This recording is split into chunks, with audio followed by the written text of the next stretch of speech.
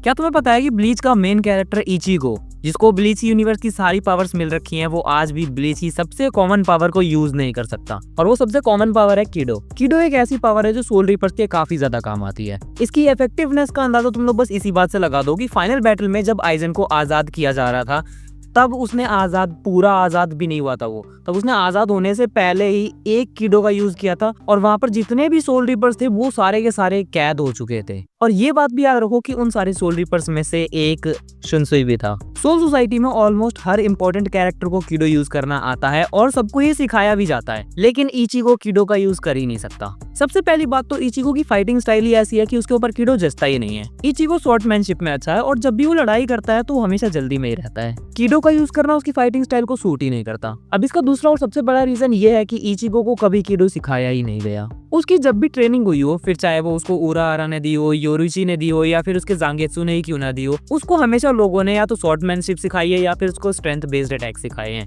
उसको किडो का यूज करना कभी किसी ने सिखाया ही नहीं, इसीलिए उसको किडो का यूज करना कभी आया भी नहीं। और जहाँ किडो को यूज करना प्रॉपरली सिखाया जाता है, वहां से कभी इचिगो ने ट्रेनिंग ली ही नहीं, मतलब सोल सोसाइटी से।